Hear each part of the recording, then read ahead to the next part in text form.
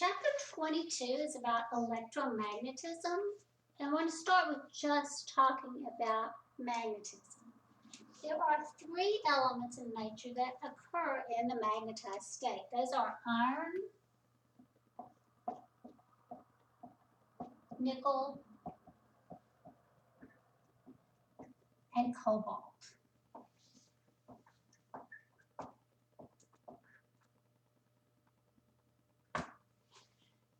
Most permanent magnets, the kind of magnets that you go to the store and just buy a bar magnet, are made out of alloys or mixtures of these elements. In fact, there's a type called alnico. It's mostly iron combined with aluminum, nickel, and cobalt. And probably if you just went and bought a bar magnet, that's what it'd be made out of. We know some things from our experience with magnets. Probably you know that like poles repel. Just like like charges repel each other, like poles of a magnet will repel. And opposite poles attract. And we know that every magnet has two poles. We usually have labeled these with one end being labeled as the North Pole and the other end labeled as the South Pole.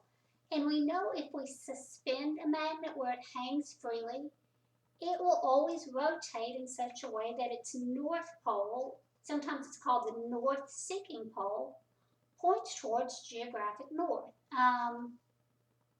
One of the earliest uses for magnets was to make compasses and use them for navigation. We know Chinese sailors were doing that 1,000 or 2,000 years ago. So this has been a long time.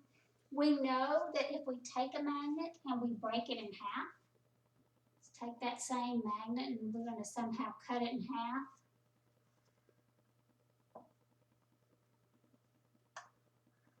What you might think is you'd get a North Pole over here and a South Pole over here, and that'd be it. You had two half magnets, but that's not what happens.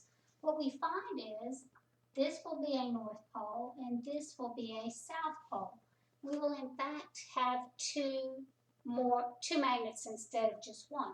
If we did it again,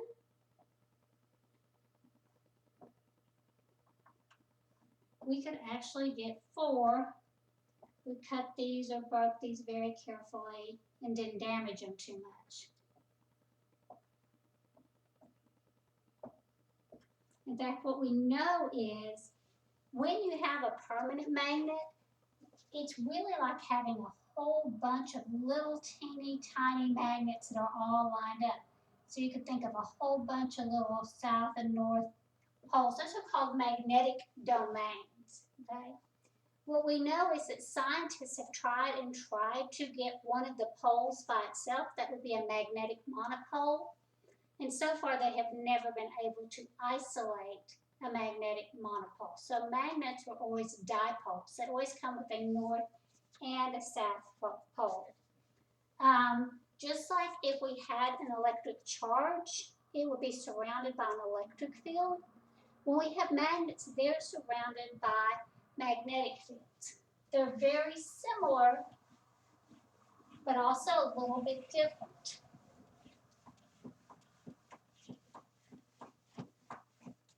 If you remember when we had electric fields,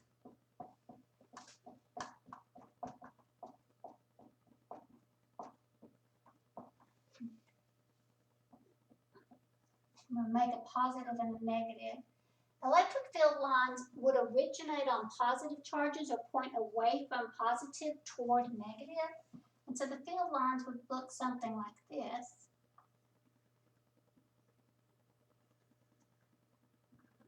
And then, of course, they always point away from positive. They always point towards negative. Away from positive. Toward negative.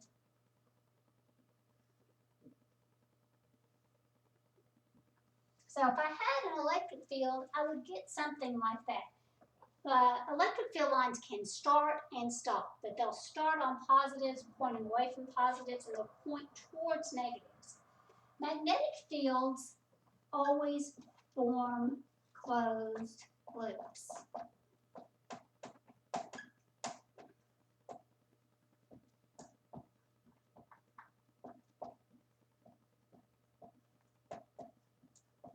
What that means is they don't start and stop. And part of that is because magnets are dipoles. So if I have a magnet, let this be the North Pole and this be the South Pole. What we know about magnetic fields is they point out of the North Pole and they go back into the South Pole. So they go out of the North Pole and they go back into the South Pole, and then they go right through the magnet like this. So outside of the magnet, we think of the field going out of north and into south, but inside of the magnet, the field lines actually point from south to north. They're continuous through the magnet. Draw another one, it looks something like this. Of course, like this.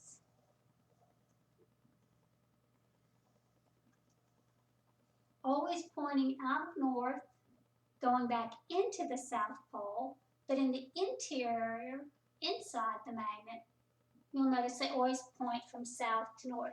Another thing you'll notice is the lines get crowded down here at the ends, but there's almost no magnetic field lines on the side. If you've ever played around with a magnet, you can't pick things up with the side of a magnet. You have to use the ends or the poles. That's where the magnetic field lines are concentrated, and that's where the magnetic field line is always going to be strongest. Let's think about the Earth for a minute. We all know that one of the reasons we can use magnets or a compass, which is basically just a little magnetic needle that's free to rotate, we can use a compass to navigate because the Earth has a magnetic field. This is the magnetic field of a bar magnet. So let's look at the Earth's magnetic field.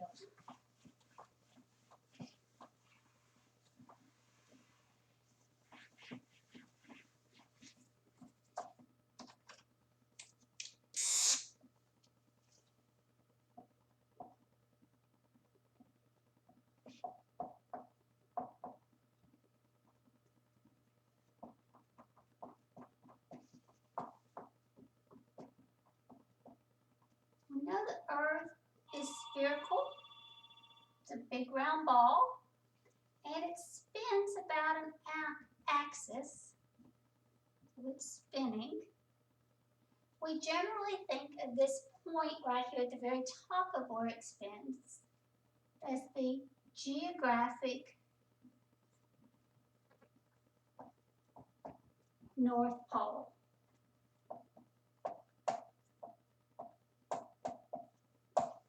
Geographic North Pole, that's where Santa Claus lives. And down here at the opposite end is where we would have geographic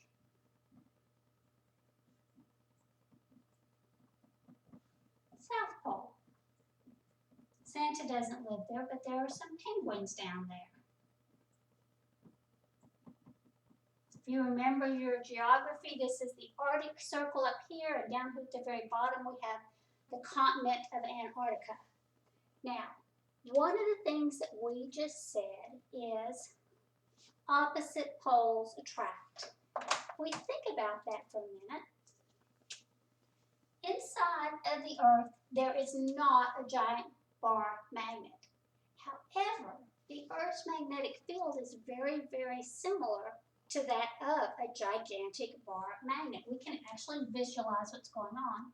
If I draw a bar magnet that looks something like this. Now, the first thing you notice is it's tilted.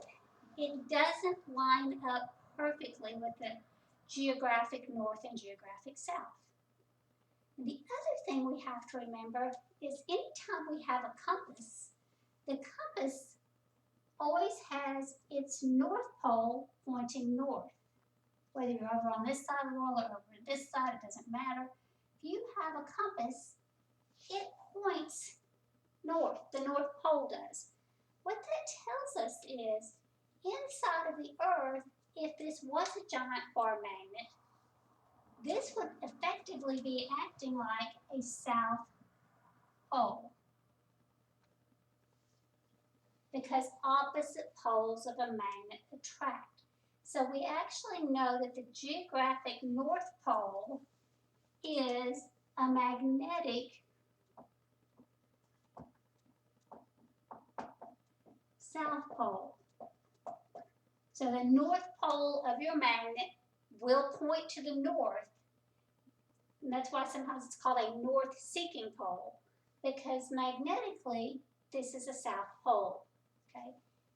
If we go down here to geographic south, we find that it's a magnetic North Pole. If I were to draw the electric field lines, remember electric field lines point out of North Poles, they go back into South Poles. So they would do something like this. They'd come out of North, and they'd go back into South, and then come around. Out of North, back into South, and then back around. Okay. Your compass will tend to point in the direction of the magnetic field. So this magnetic field, as you can see, points this way. So our compass will point that way. Now when you get up to the poles, you get a problem. You get something called magnetic declination. So we won't worry about it. But as long as we're in here on the continent somewhere, it works just fine. So a little bit of a surprise. The North Pole is a magnetic South Pole.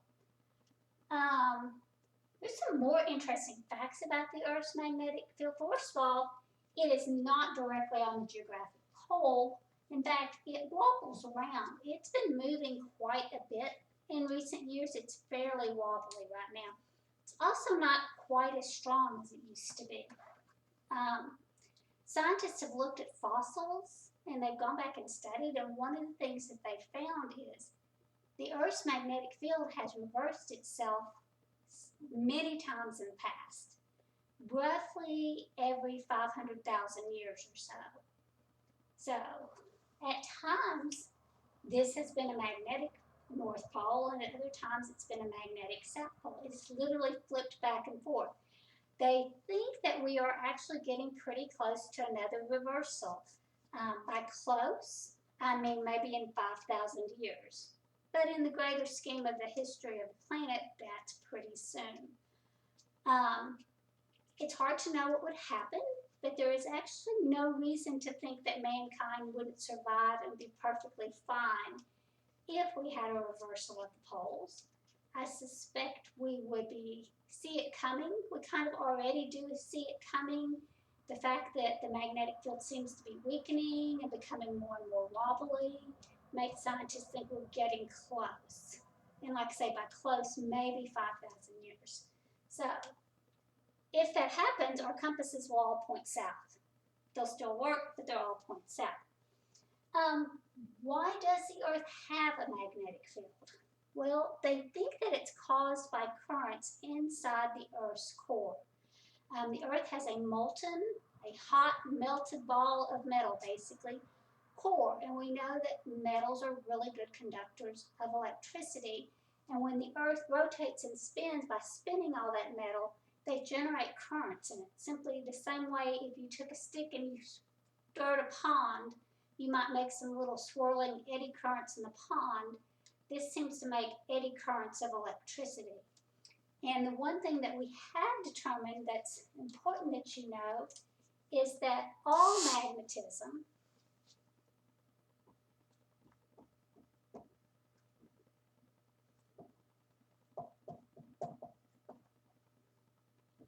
is the result of moving electric charge.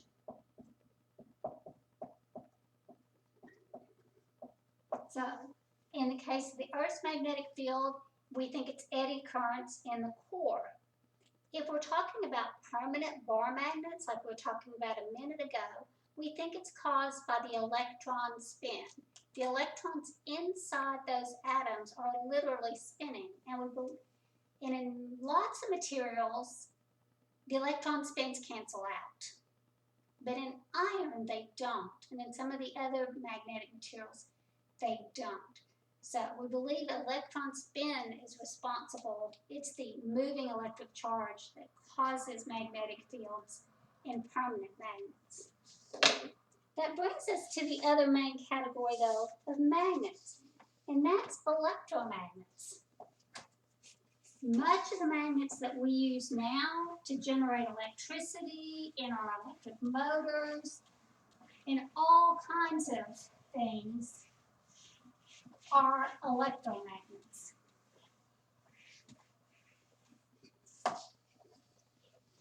And electromagnetism was discovered in 1820 by a scientist by the name of Hans Ørsted. And he discovered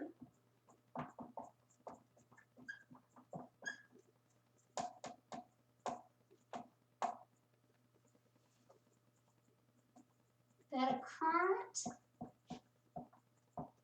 carrying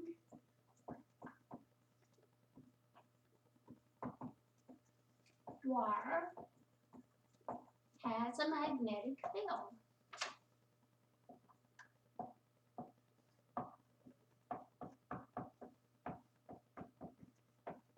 He discovered it almost by accident. If you had a circuit there, maybe you had a battery and some wires, he closed the circuit and he noticed a nearby compass moved.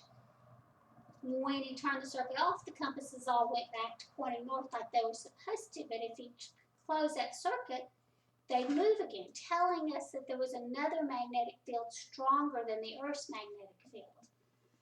In fact, what we found is if we have a wire like this, and the current is flowing this way, in order to determine the direction of the magnetic field, what you do is you follow the right-hand rule. And the right-hand rule says take your right hand, point your thumb in the direction of the current, and grab the wire.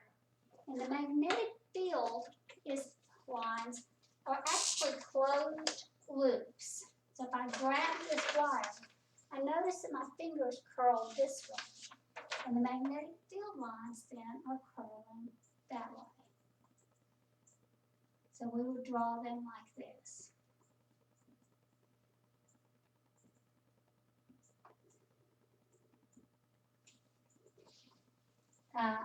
If I were to look at it from above, if I want another picture of it,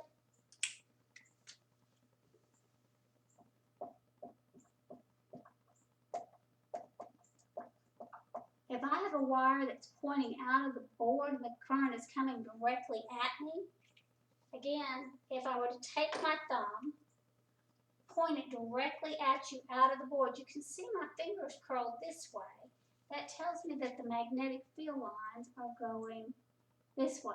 And you can draw what we call concentric spheres. There's multiple layers. As you get farther and farther from that wire, though, the magnetic field will get weaker and weaker as you move away. And that's exactly what you would expect.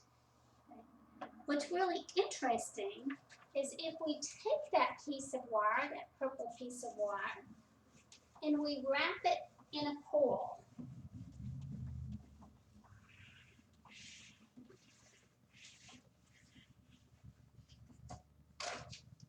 So here's a piece of wire, and I decide, and these coils might really be touching, but if I draw them touching, you won't see that it's a coil of wire.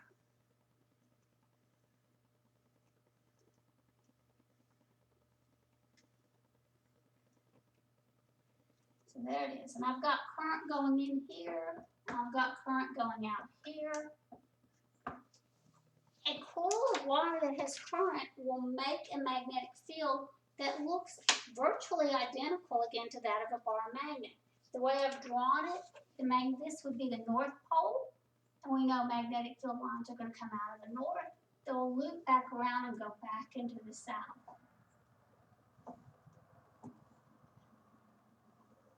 Again, we'll do the same thing here.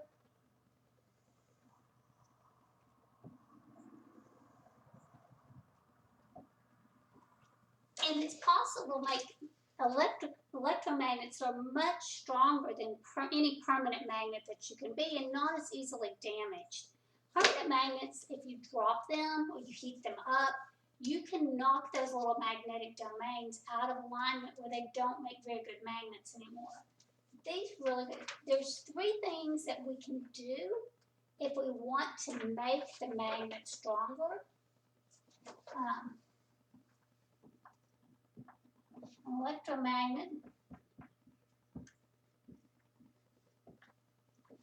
can be made stronger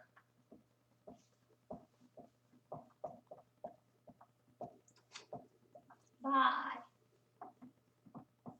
easiest thing is, first of all, I just show air in the middle.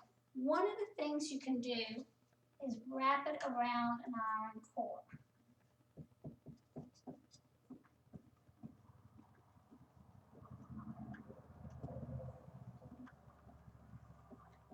Okay. Iron is the most easily magnetized material that we have.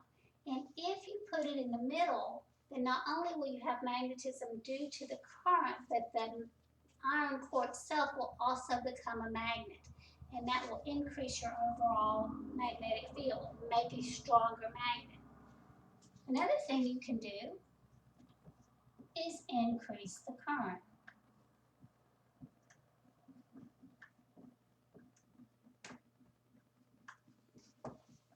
Magnetism is caused by moving electric charges. Well, if you have a faster current, that means you have more charges per second flowing through it. That's going to increase it.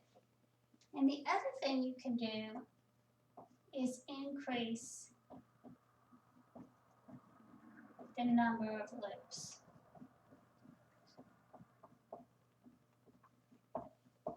If you can get an okay magnet with 100 loops, you can get one twice as good with 200 loops, or 10 times as good with 1,000 loops. So those are basically the three ways.